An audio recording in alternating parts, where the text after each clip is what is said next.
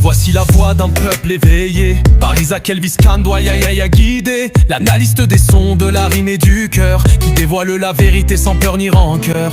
Tolobanus, parole sans filtre, pour une jeunesse lucide qui refuse de fuir. Contre les faux discours, contre les déguisements, c'est la vérité brute, portée fièrement. Puis Tolobanus, la voix qui réveille. Tout pour les jeunes, pour les vrais, pour ceux qui veillent. D'un bien culture en force, l'avenir s'émerveille. Pour promouvoir l'art, là où le cœur s'égrène. Du mélomane, que la musique résonne. Chaque mot est un feu, que la conscience entonne.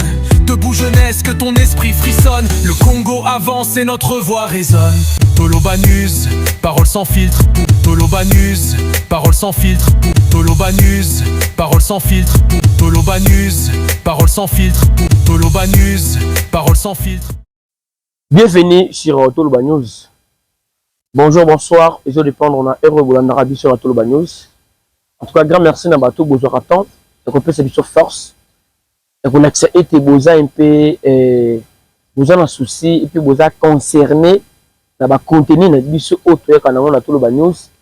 Ici, tout cela, on peut éclaircir quelques opinions et puis, pour ça, analyse sans complexe pour éclaircir les opinions. On tape un coup de torche là où ça semble flou. Et puis, on a de rappeler, parole sans filtre. Tout qu'on a rappelé, on flatter tes mains, tout qu'on a rappelé, on bimé ça. Cause, donc agent causal, virus. Vous avez la culture dans le Congo. D'abord, notre culture congolaise, notre la lutte est que nous d'abord le Koutati, la musique à Congo. D'abord contre le Kouta. Le tricage dans la musique à Congo. Tricherie dans la musique à Congo. Donc, non seulement ça fait partie d'une équipe, il y a des mensonges. Et puis nous, on veut le respect de notre culture. Et puis on veut le respect, il y a notre façon de faire la musique. Chaque pays, à chaque pays sa culture. La RDC, en tant que pays, il y a la musique de la musique. Donc nous, on ne veut pas bateau, peut-être que on veut trouver esquisse na rumba, mais aux awana. C'est quoi la moto? Je sais que nous, papa, il y a aussi un bon auto d'amis ensemble, il y a un bon auto, mais on a un zala. Autant que comme si on y a, ou là, c'est comme si on a, non. Si tu as ton argent, dépense pour l'y appeler. Et voilà, on s'est semblant. Le but de la musique, on crée là, on est tout le monde esquisse, ma musique, mais tu fais de la rumba parce que ce que n'a s'assumé que non, je fais 100% la rumba congolaise, donc on va tenir un rigueur, n'est rumba bétama. On va tenir un rigueur, donc on rumba bétama. Bon, parce que je ne vois pas que dans la salle, on est dans la salle, donc on dévie ce qu'on a dit, mais on a mélangé. Tantôt on a la musique, tantôt on a la rumba. Autant on esquisse que y a mais ceux qui peut-être dans les caméras de musique urbaine la djembeli na rumba ceux qui les caméras de musique et na rumba la djembeli na musique urbaine donc musique urbaine quand on parle de la visibilité bona boy ba million de vues na djembeli kuna quand ça parle peut-être que nos performances et autre chose les abonnés boy mais aujourd'hui la famille comme tout ça l'analyse d'abord sur le plan polémique oyo concert et Betamaki il y a l'artiste Fally Ipupa. D'après nous, on voit que non, c'est un festival, ce n'était pas un concert propre et à l'artiste. Il y a des événements qui n'ont béni Moutou, à Saï Show, et puis le parti. Et la manière dont ça se parle, la manière dont ils ont relayé l'information, c'est pour marquer comme si c'était un événement, il y a propre à l'artiste, il fallait pouvoir d'abord. On mettait d'abord festival. Hier, c'était la deuxième journée. Tout le monde a qui n'est pas tout le monde a qui n'est le roi de la forêt Betaki, on a vite compris que hier là, il n'y avait pas du monde, Lengue Batubazaki la première journée. À un moment donné que non, la première journée, je vous avais expliqué que d'abord du côté ampleur, on a impliqué qu'il y a gouvernement, qui tentait, il y a la télé, la promotion vraiment, il y a qui le moi que parce que le festival, il fallait qu'il existe vraiment ça, de vrai, donc en vrai sens du mot. Donc il y a l'échec qui a un festival et ça m'a rendu comme parce que ce qui festival les ça là peut-être na fond na chaîne na couleur café et ningi ça va pays wana donc au pour la Portugal au pour la Belgique les ardentes les rapports en France je ne me trompe pas ils ont rappelé que peuple les a déjà alerté que nous avons un festival. Et puis, parce que le gouvernement aura tant. Notre gouvernement, bien sûr, c'était la première édition, mais voilà que la première édition et tika déjà moi empreinte moko ya que ce qui va te bailler sangwa deuxième édition ba ya moi mbango ba ba que non to négligea première édition metala makambo elikana to bana ko mona au travers les réseaux sociaux to rata parce que lelo ceux qui motoki que no balimba ça les sous francophonie chaque congolais alors la déterminer ko ne parce que belé barata et belé ba soka ba information sur azaki na kisasa mais ba comment ko beteka li solo francophonie les canards boy probablement to betaka boy pourquoi parce que le gouvernement avait pris du temps pour la miser là et puis comme miser promotion la francophonie. D'après moi, c'était aussi une option na festival oyo. Ils arrivent maintenant que ma bandi peut-être négo et ça dans mois de juillet ma festival to ngoto bango depuis janvier. Et bandel bene y en a non la RDC a organisé festival rosalement intel wana ta ba polémique que non intel a été éliminé zalati. Parce que tu comptes sur la réussite, il y a festival. Réussite à festival, c'est quoi? Toutes les 3 journées au ciblé, public et semi-babi, parce que chaque jour, ils ont un babi au tchagi. Au côté simbongo, fongoli kermesse parce que tu donnes les langues, côté mbongo, et là on sent que engouement on a du côté financier et du côté un peu popularité et puis public n'a dépense au gouvernement sali à se retrouver. Et nous sommes surpris d'annoncer mon festival. Car on a GA et Bitolivier on a GA. C'est pour cela que Simbisi, les rois de la forêt, touche. Mais en matière tellement les rois de la forêt touche. Je vous promets une émission autre que le Bélamamboutel, les rois de la forêt, mais parce qu'il s'est retrouvé hier, public les a quittés. Public vraiment les a quittés. Il y a Betty Beno devant moins de nombre de personnes. Et on dit Naïssa Kibino que non, on a toujours prophète. Naïssa Kibino que ceux qui battent au Bayako, public et été, non, en tout cas, ils bossent uniquement pour Fali. Ok, baki na journal na zaki pena que actuellement les jeunes au bazar pena ba public na bango balinga bango pe basangana ki na même podium donc le rôle bo beta hein équipe moko batu bazar pe belé na batu mususu bazar moké c'est un peu ce qui a influencé puis la promotion fait la communication au gouvernement et contribuer na des journées où itikalo sur esimité et le but karaté que no ba tout ça na bazar na batete ils a que le gouvernement a joué qui temps na été. Ça c'est juste moi lavage à sec tout ça là qui est un membre parce qu'il est membre d'être bêta qui est sur le bac et le gouvernement a qui tenté de miser sur ça peut-être exactement briscade ou ça peut-être c'est devait que à détourner mon parce que comme ça bien comment pour moi que non mon on est que j'avais organisé le festival j'avais invité les artistes je les avais leur payé de l'argent pour la participation dans bango de vrai je sais pas pourquoi ils ont fait ça brusquement puis rapidement. Vous brisquez et puis vous allez avec rapidité. Je ne sais pas, et là, aujourd'hui, tout sur par rapport à la polémique, wana isa marambo ya basenzi. Basenzi nde banani. Et pourquoi tenir ce genre de propos? Et c'est quoi la polémique? Quand il fallait dire que wana isa marambo ya basenzi, il s'adresse à la fanatique naïe. Il s'adresse à des détracteurs naïfs. Nini ba détracteur a fallu basali pour en retour fallait traiter du bango basenzi. C'est là où le bas blesse. Ba détracteur a fallu. On connaît bien la musique à Congo. Premier détracteur, bon détracteur c'est premier adversaire il a fallu se faire régulier. Son adversaire direct. Maintenant quand on parle ya bakeno wana marambo ya basenzi. Batona babanaki koloba nini? Au fallait le baquet, wana maramba basenzi. Tout le monde bazo sala analyse sur que no fallait le baquet wana maramba basenzi. Babandaki koloba nini? Voilà ene yokane des kata babandaki koloba nini parce que la place au bazo le baquet no au leki fege ezo yokana. Public ezo yoba, yepe azo yoka, biso pe tozo yoka. Parce que nous étions là. Wana katité. Wana pe on senti que au moins boso bozo public au leki fege. On a gagné, oh. Ce bolandi place avant on a gagné. Fali babana koye milaye par public car le même public et mela qui est que au l'équipe fait. Ça wana eleki na normal wana na biso ba meloman na bato bayaki sur place ou à travers la vidéo au ko ke balo ba gagné au l'équipe fait. Il est pas yoki. Mais n'attends ozo ba kata wana makambo basenzi kaka ye moto ayoki. Pourquoi nous on n'a pas eu la chance là ya koyoka les propos au batu baloba ke kata. Tu se peut que na ba propos wana bazo ko censé comme ya faire rigola. Balobi kata. OK. L'artiste est fallu pour pas la manière dont ils ont mené polémique. Ils a bien, tu es habillanté. Il est le premier moto à bandara taquinage à travers son public n'a pas propos naï. Mais en retour ce qui va tuer Bayaka n'a réponse ya public n'a pas propos. Je comprends. On a traité faire de tous les noms au bas propos ezaki propre donc la propre bouche ya férité ezaki ba propos tenus par Mouzé Kinding. Tout le monde avait mal vu ça. Pourquoi kumata mutu na podium pour finga batu. Maintenant les propos dont au traita Kinding ga finga batu na podium alobaka mutakala lata coupé. C'est une chanson où mututu azamona mukie anako banda ko yemeli na bomona mutakala lata coupé.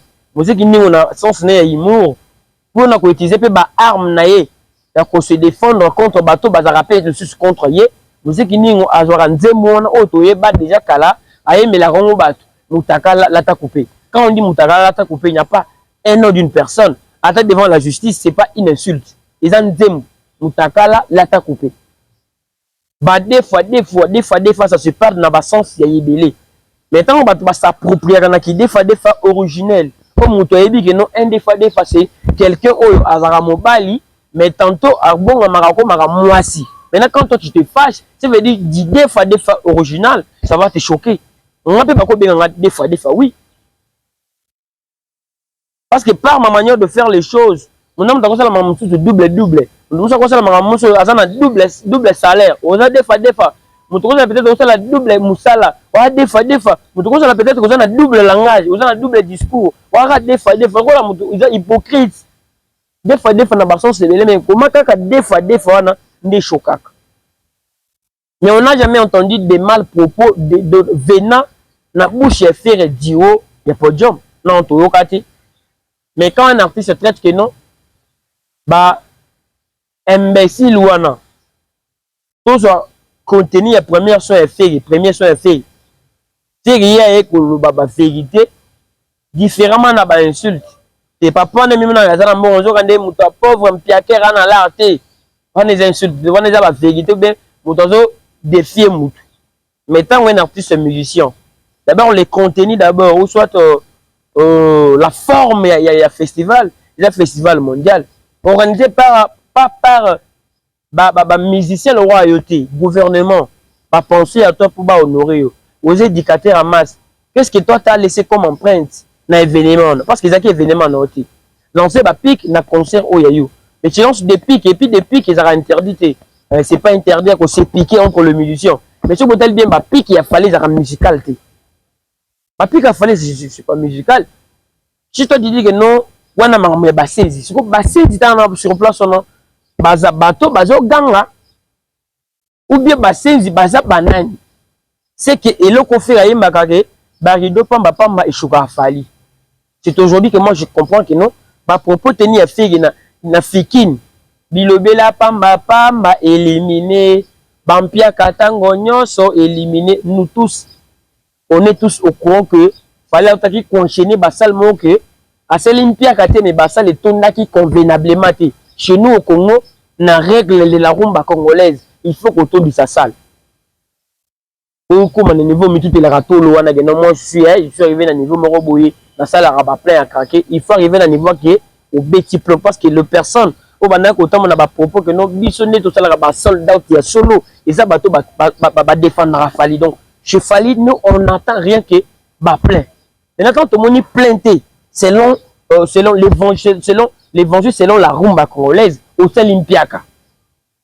Maintenant, on avait vu l'artiste, toute une liste, il y a Bassal, et nos calendriers, d'accord, on était d'accord. Malgré, on essayait avec l'artiste, et que non, on dit que calendrier, tu te fais beaucoup plus public, on ne parle pas, fais-toi rare. Ça va te faire du bien. Et là, bah, propos, bah, émission le fait d'être tout le temps public, bah, tu peux baroubailler yo. Faut pas te battre na soif na yo. Au beti, au limwe. Tant au zone, bah, et puis tant que beta au limon ou tikel bango ba indice moi et puis ça bango moi et ben dans bango ba attention que prochainement to ko rataka na événement ya qualité to ko rataka na événement et faire régulater. On connaît bien. Maintenant peut-être que non, peut-être la propos au faire attenant qui va me faire attendre nyonso ba rideau panga panga na yo ka kité ngana to ça qui est éliminé. Peut-être et les l'artiste ce bouteille la manière dont il dit ça d'abord na kanda donc c'est une insulte. Si le leader yo batu ba ko tala yo batu ba ko sepela ba ko tala gouvernement honoré pour yo ko finga batu likolo podium ya festival. On a d'après moi je vis que non, il était assoiffé d'abord. Qui est wana et ça fait longtemps devant public parce que les public qui n'a été bien sûr les gens fanatiques n'a y mais bah il y a l'occasion il y a et le donc il y a une invitation me à profiter à Kabeliba na bilo à Olia amène le même public appelle le ou ba nous clasher ça va faire du bien mais faut que l'appel ba clasher ni beaucoup le bara parce que niveau ba polémique au bino mo mais la auto ba attaquer musicalement ils ont fini du document tu vois que peut-être que et ce bar na tena ba polémique na teka lo ba pia katanga nyos les autres que wana bilo ba imbécile les imbéciles ce sont des personnes bazaki je pense bazako censé peut-être comment un moto sepelaki na moté tous les imbéciles jusqu'à présent batikali banani o ba senzi musenzi ça vient de l'origine de singe musenzi donc depuis ba mona rabiso ba minel surtout na époque coloniale tant ba mona rabiso ba nègre ba singe. Donc yo fini bato ba singe wana biloko ya ba singe biloko neti nini o bimi ya ba singe siko propos nozo tenike biloko ya ba singe on ya propos moko ya bien donc tout le monde a bisika moko te ko no ba telemi boyube chaque artiste na monoko na simi miko pona ko ba mabete ba crête ezalaka na musique ba critique ezalaka na musique mais wana pena yo l'accès vraiment que uzaki na kandasko place à kosa eloko wana pona ko ça la réplique nde ozalaki nango te ale okutana passe à nord puisque otokeni parce que na même cérémonie na même concert na même prestation ba tourner ba le but là ça na au l'équipe fait toyoki on a peut toka pena ke ba gola pe ba yemba ba deux fois éliminé ça comprendre tout le monde pe ba gola et moi ba tanga pe ba warrior boyebela ça détondi ba goloa ce qui veut dire ça vraiment réplique ils a pena réciprocité entre les deux peuples là, peuple gaulois, la peuple warrior. Maintenant, bilan qui va guide suprême ba deux peuples wana, faut bien comment qu'on se comporter. Ba pique fait entre vous de ça peut se passer. Nengo le barat, faire abima le barat et biso to l'équipe bango ne belé. Tant on betaka na GD à Lemba. On le barat que nous biso to rebellé mais biso to partout. C'était une réplique mais qui n'a dans les bancs. Et les autres c'est slogan ya ba warrior biso to rebellé biso to partout. Warrior partout. Pourquoi? Ils ont dit de manière qu'on répond parce que le slogan on a, ils comme si on a indigné ba warrior. Ah bah on va s'en rebeller. Ah rebeller mon bono. Donc ça se parle que déjà l'agressivité mon robot. Ah je venais mon bono vraiment on a n'ingé faire le bilan pendant que donc venait mon bono. Ça se parle que Joe a traumatisé biso, a brutalisé biso. Bon bino va rebeller mais biso sur toi partout. Comment que balani? OK qu'on a que non à Marseille. Hello bobetranga maboko faut me féliciter et on a commis wena mututu akomo sokola latia tie parfait avec beta na poto pour musique ezongi obana komi komisa mais c'était du haut ya podium na yo obeta concert na yo mutu moko ta bien pona ko critiquer ba propos wana on peut le critiquer genre mais et si kali clash en tant qu'artiste mais clash au sala kiona oza vraiment différemment te na giping ugas. Vous êtes différent na kinding wana ka cité mais bien ya kinding na mona bien parce que kinding peut faire ba zoba otala mutu bona boy elle m'a donné ba biloko moko bo tant yo plan tant que leader c'est que passe mimi ko bogena wana biloko ba senzi wana et puis je t'adresse à tes fanatiques non c'était pas la meilleure façon de calmer public na yo guerre obino wo bundana guerre moko za musical l'insulte nanya ta musenzi ba gola c'est que ndé baza ba senzi ndenge manoko yemba yo trop na banine c'est la manière dont bala tsaké a diversité qui dans deux camps ce qui ba golo ba traiter bino ba senzi ce qui est ba golo c'est parce que ba warrior mutu ba ndolo et puis là on comprend bien que non ba pique récemment au bozu ba pique ezaki maintenant pique moko d'une manière générale donc mbata moko et suit 10 personnes barido pamba pamba kumonaki na ngambo ekiti ya kosepela nango te Fali akosepela nango te Didier Lacoste akosepela nango te Félix Oziek akosepela nango te talaka gifle ga moko babetan depuis Fali ezui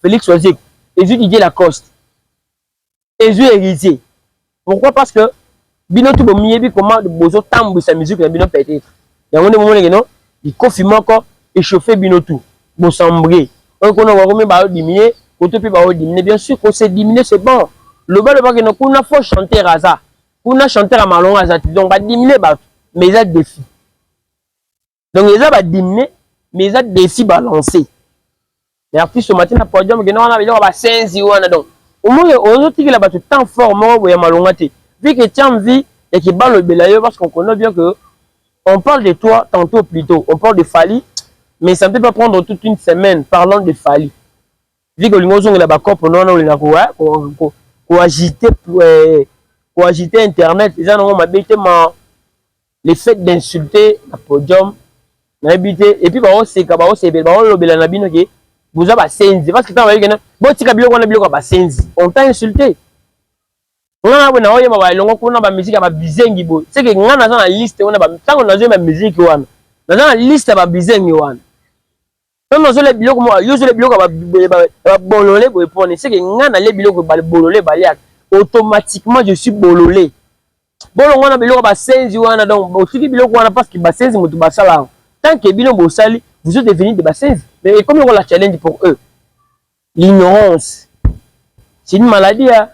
C'est une maladie et puis la transmissible, ignorance. Parce que babane qu'on se transmettre à ce qu'on malade ouais. Et comme on la fait basenzi. Non, mais tout le monde entend le baki basenzi wana. C'était quoi le message?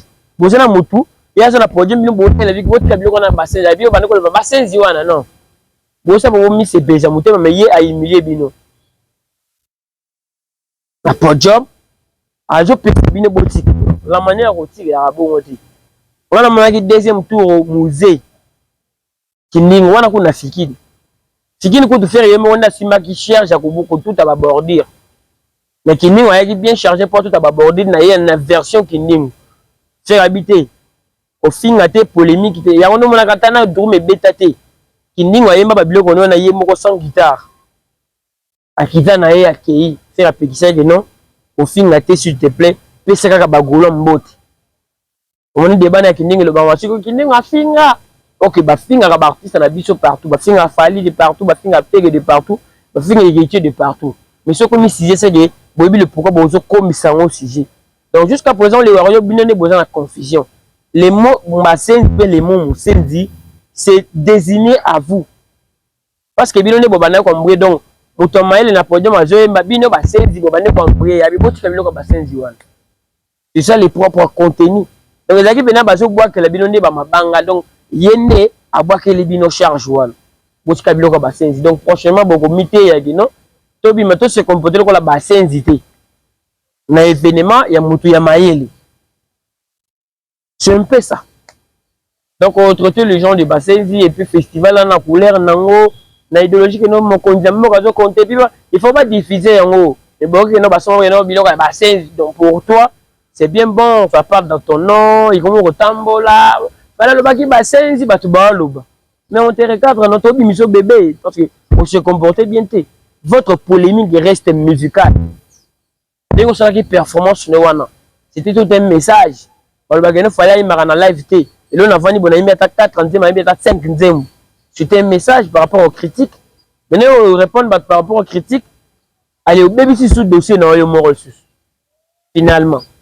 Nani musenzi ils ba warrior ou bien musenzi ba lobby ils ba goulois là bino ne beaucoup répondre dans les commentaires bino mo beaucoup comprendre que maman on a dit que la bino partie na bino dans commentaire pour vous exprimer les termes là sur l'expression bino ko na ba senzi wana ba senzi ne ba goulois ndenge ba ndoka yima ba des fois ba senzi ne ba goulois ba yima na Belgique mama ba éliminer to éliminer za ranzimbu ba yimela ba kamoko boye ou soit il s'est adressé à qui et c'était quoi d'abord sa motivation souci les akinin il voulait réclamer quoi c'est parce que c'est une autre façon il y a comme ça le règlement des comptes maintenant il a réglé quoi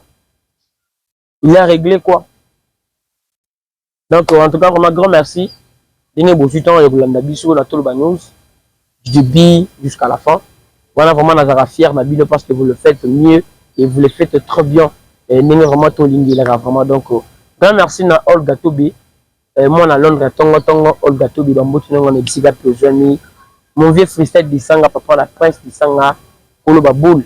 Et c'est la beauté na toute la famille d'Isanga, vraiment, Bissika Bazwami. Zambi a toujours, on a bien rendu Zalaka. Donc, clin d'œil à mon petit champion, Noam Kandi, que j'aime tant. Zamba Bakelayo, Zamba Zala toujours à protéger, à épargner contre ma pipi Yamade. L'issue Yamade, Mongona, Itala Rayote. Donc, yo, Zala toujours la protection divine. Et Nzambi, Kolo Mokili. Et puis surtout, tout dépendre, on a eu mort, donc, Talara. Zamenanga a toujours na donc Mariam Pispengas mère de mère va botter on les psychiatre aux amis la condoléance Tara au père va être très cher dans la vie et ils nango la mort existe nous sommes créés pour mourir Nathan Moroboy donc tout dans début na biso tout dans la fin na biso Moroboy donc c'est Dieu qui donne et il m'a on a eu journée na décidé rapport commettre à faire ben go benda bana na be ko ça l'appel éternel. Donc, maman, Julie Congolo, bon séjour, maman, dans la carte de la Kin. Bon séjour à toi, mère. Zama Pierre a toujours devant ma activité, ma cop, et si ma paix, et ça va résultat. Yamalonga, donc, Bélange, Pangueto depuis Brésil. Et Kolopi, à la paix, na ma cop, c'est toute ta vision. Et après, c'est toujours ma casse davantage. Olinda, toujours comme une femme battante, une femme visionnaire. Pour Aibi, qui non lobby, je peux faire quoi pour mon avenir et puis l'avenir de ma famille et de mes enfants. Gloria Kibambe la Gauloise épée combattante ya tongo donc on a mis toujours na yo surtout na activité na yo a épargner au contre ma mité permade ou atteindre ba objectif na yo donc en rigolo depuis Brazzaville bon te pene wana discapé aux amis donc quand moi je veux dire grand merci ba tout bolandi biso abonnez-vous pour na bateau dans le vous abonner que vous likez vous partager surtout vous activer la cloche il y a notification pour prochainement pour rattraper ba news. Et bien, quant à moi, je vous dis grand merci. Au revoir, portez-vous bien. Bye bye. Toloba News. Toloba News. S'abonner, partager, liker et activer la sonnette de notification.